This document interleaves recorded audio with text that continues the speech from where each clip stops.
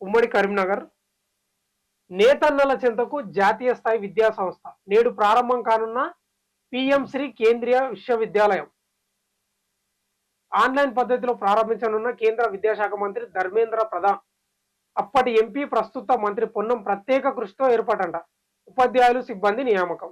కేంద్రీయ విద్యాలయం నూతన భవనం ఇది నేతన్నల చెంతకు జాతీయ స్థాయి విద్యా సంస్థ అంట. ఇటువంటి సంస్థలు రావాలి, వస్తే ఏమన్నా ఫాయిదా అవుతుంది ప్రజలకు. పస్తులుంటున్నాం పట్టించుకోండి.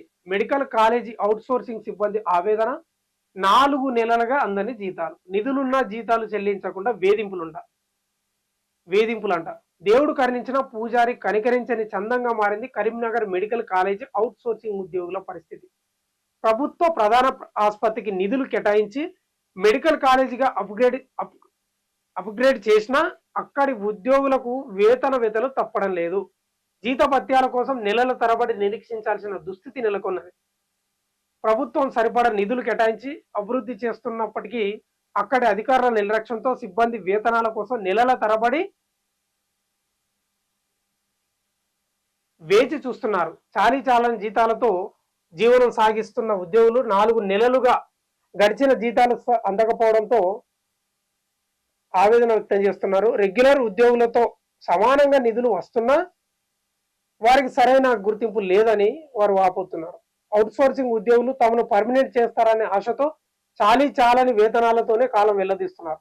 వారికి ఉద్యోగ భద్రత కల్పిస్తామన్న నాయకులు అధికారంలోకి వచ్చాక వారి ఊసెత్తడం లేదని, ఇచ్చే జీతాలైనా సకాలం వేయడం. ఎట్లా బతుకుతారా? ఇట్లుంటే ఎట్లా బతుకుతారు కుటుంబం? పిల్లల ఫీజులేంది, కథలేంది? రైట్. సిరికొండ గ్రామంలో అసంపూర్తిగా నిలిచిపోయిన డబుల్ బెడ్రూమ్ ఇల్లు. డబుల్ ఇళ్లకు ఇందిరమ్మ స్కీమ్ వర్తించేనా? గత ప్రభుత్వ హామీతో చేపట్టిన నిర్మాణ పనులు ప్రభుత్వం మారడంతో ప్రొసీడింగ్స్ రద్దు. ఇందిరమ్మ ఇళ్ల పథకం వర్తింపజేస్తామని పాలకుల హామీ. అప్పులు చేసి నిర్మాణాలు కొనసాగించిన వైనం ఇందిరమ్మ స్కీమ్ అమలు కాక పనులు నిలిపివేత. అసంపూర్తిగా మిగిలిన డబుల్ బెడ్రూమ్ ఇండ్లంట. మంత్రి పొంగులేటి ప్రకటనతో చిగురిస్తున్న ఆశలు. డబుల్ ఇళ్లకు ఇందిరమ్మ స్కీమ్ వర్తించేనా?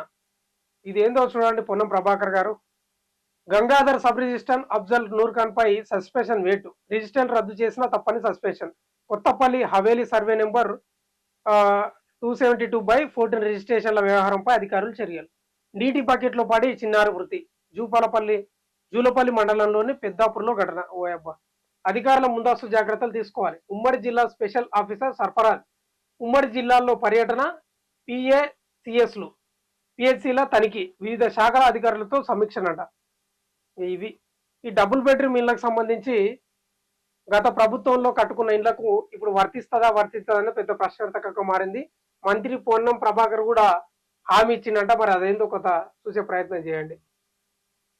ఇది ఈరోజు ఉమ్మడి జిల్లా వార్తలు. అక్కడ స్థానికంగా ప్రజలు ఎదుర్కొంటున్న వార్తలు దిశ పేపర్ ప్రచురితమైంది ఆ వార్తాపత్రికలు.